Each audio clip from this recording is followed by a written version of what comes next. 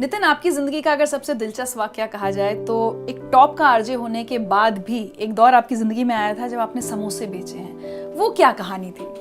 अच्छा, जब आप जिंदगी में ना थोड़ा ठीक टाइम आ जाता है ना, ऐसा नहीं कि आप बुरे हो जाते हैं, पर कई बार ना कंप्लेसेंट हो जाते हैं। आपको लगता है कि अब तो सब कुछ सही है, अब तो सब बढ़िया होगा, जैसा चल रहा है वैसे चलता रहेगा। मेरी ज़िंदगी में भी ऐसा वक्त आया। मैं 11 साल रेडियो कर चुका था। पहले मैं ऑल इंडिया रेडियो में काम करता था, फिर मैंने मिर्ची ज्वाइन कर लिया, फिर मैंने कहीं और ज्वाइन कर लिया।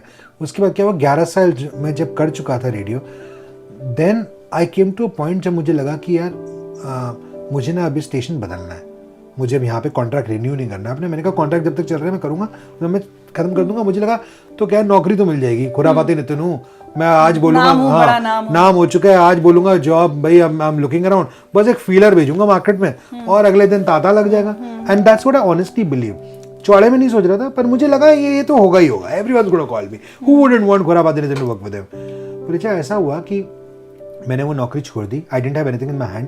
तभी कहते हैं जिंदगी में ना जल्दबाजी के डिसीजन जो होते हैं ना वो हमेशा बुरे होते हैं। मेरी माँ ने मुझे वार्न किया था हल्का, मेरे डैड ने बोला था, उन्होंने कहा था तू जो करना है कर बेटा, we are with you, but just आराम से सोच समझ के लेना। कहा नहीं, मैं उतावला हो रखा था, नहीं नहीं नहीं नहीं मैं ऐसा कंटेंट नहीं करूंगा। उन्होंने कहा ठीक है, तू गलत कंटेंट नहीं करना चाहता, अच्छी बात है, you should do good shows, very good. Sleazy content नहीं करना, ये नहीं करना, वो नहीं करना।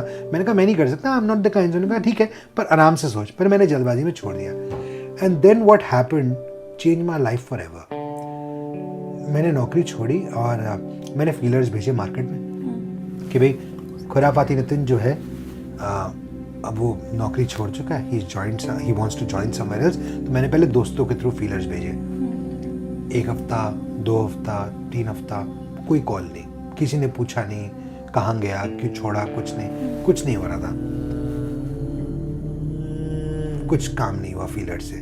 मुझे लगा यार हो सकता है इनकी वजह से, इन्होंने बोला है शायद लोगों को बुरा लग रहा हो। मैंने कहा मैं फ़ोन करता हूँ। तकरीबन महीना बीतने वाला था। I started calling up people. कहते कहाँ है तो आजकल? मैं कहा यार कहीं कर नहीं रहा। मैं कहा मुझे लगा यार it's time to move on, तो I just thought I have a chat with you. हाँ यार हाँ, बताते हैं तेरे को, बताते हैं। मैंने कहा अच्छा ठीक है। मुझे लगा बताते का मतलब मुझे ऑनेस्टली तब भी लगा, मैंने कहा हाँ बताते हैं, करेंगे फ़ोन। जब 2 महीने निकल गए, अब क्या हुआ, अब सब कुछ पिंच होना शुरू हो गया क्योंकि EMIs थी, घर होम लोन पे था, गाड़ी का लोन था, क्रेडिट कार्ड का पेंडिंग बिल था, घर के खर्चे थे, बिजली का खर्चा, ये खर्चा वो खर्चा। अब क्या हुआ, धीरे धीरे करके जो थोड़ा बहुत पैसा बचा रखा था वो खत्म होना शुरू हो गया। तीसरे महीने के एंड तक रिचा आई हैड नो मनी, पैसा खत्म हो चुका था। जिस घर में मैं अब रह रहा हूँ वो मैंने प्रॉपर्टी डीलर्स को दिखाना शुरू कर दिया था बेचने के लिए। माँ बाप की सेविंग में ख़त्म कर चुका था। मामा जी से कुछ पैसे उधार लेने की नौबत आ गई थी। एंड मुझे सिर्फ अंधेरा दिख रहा था। And you know more than anything else, चाहे आप ऐसा सोच रहे थे कि बॉस आपको तो सब बुलाने वाले हैं, आप एक बड़ा नाम है, आप बड़ा नाम है, and suddenly you come to a point where everyone's washing the hands off. कोई नहीं चाहता आपको लेना, कोई नौकरी नहीं देना चाहता आपको, कोई बात ही नहीं कर रहा इस बारे में। 3 महीने होने को आए थे और मैं ऑलमोस्ट ना, मैं कभी ये बोलता नहीं हूँ कि मैं कभी टूटा ज़िंदगी में। I think I am very strong willed, पर मुझे ऐसे लगा मैं टूटना शुरू हो चुका था। अंदर ही अंदर ना मैं बिखर रहा था, मुझे समझ नहीं आ रहा था कि मैं क्या करूँगा। I saw the end. मुझे लगा कि I don't know what I am going to do. अजीब अजीब से थॉट्स आते थे जो मैं बोलना भी नहीं चाहता, बट बहुत वियर्ड थॉट्स आते थे। डिप्रेशन, हाँ, आई वाज डिप्रेस्ड। एक दिन मेरे माँ बाप ने मुझे बुला के बिठाया और उन्होंने कहा कि बता तू क्या कर सकता है, क्या करेगा और तेरे को क्या करना अच्छा लगता है? मैंने कहा मुझे खाना अच्छा लगता है। तो कहा बेटा खाना खाने के तो पैसे मिलते ही नहीं है। मैंने कहा नहीं, मेरा मतलब ये नहीं खाना खाने के, पर मुझे लगता है मैं खाना, आई कुक वेरी वेल।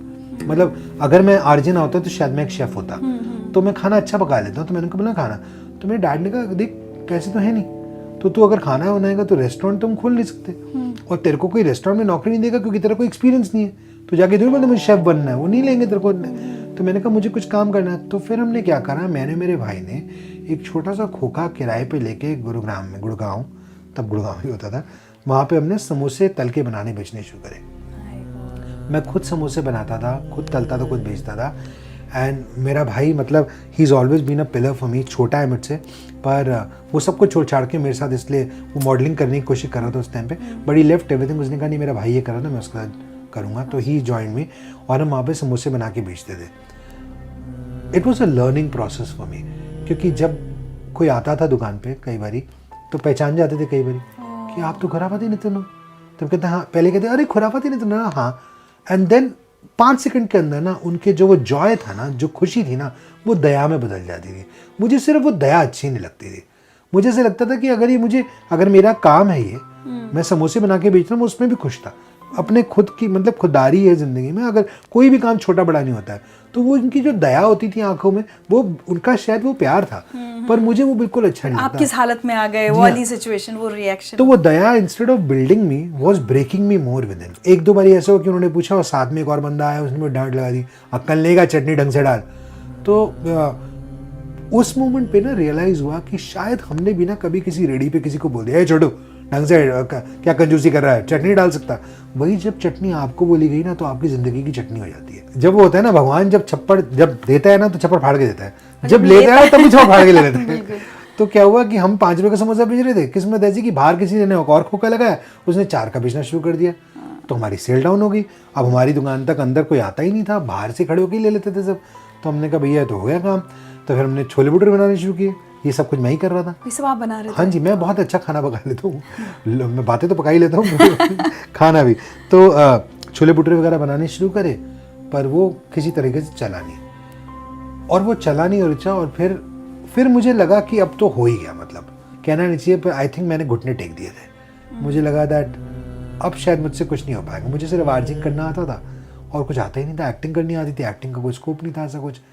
तो मुझे लगा हो गया। एंड देन और मुझे लगता है भगवान भी ना आपकी परीक्षा तब तक लेते हैं जब तक ना, जैसे वो लास्ट बेल जब बजती है ना, हाँ, और जब लास्ट बेल बजती है ना एग्जामिनेशन हॉल में, जो कहते हैं टाइम अप, भगवान टाइम अप पे आके ना आपको बोलते चल पेन ले, 10 मिनट और लिख ले। बिल्कुल। तो आई थिंक वो वहाँ तक मुझे ले जाकर ना उन्होंने फिर एकदम एक झटका दिया कि मुझे एक दिन कॉल आया, उन्होंने कहा कि आप आके हमें ज्वाइन कीजिए, why don't you come and join us. Radio station ने कॉल किया।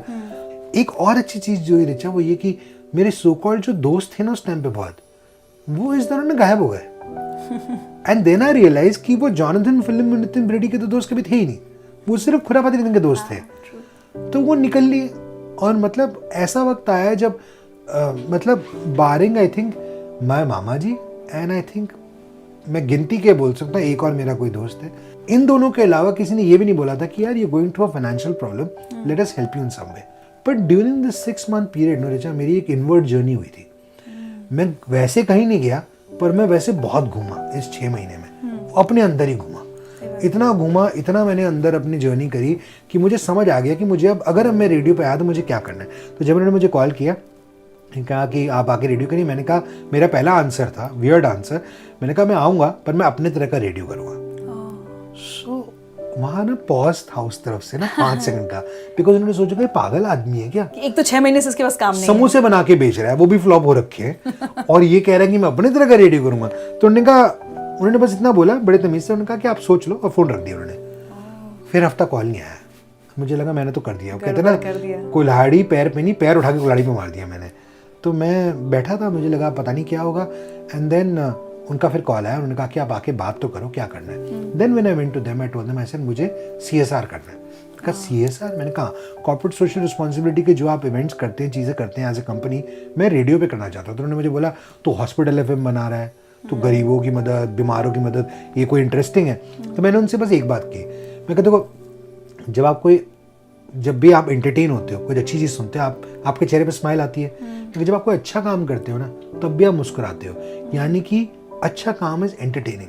अगर आप करोगे, दिल्ली तो ऐसी जनता है, Indians as a race, I think we all love helping people.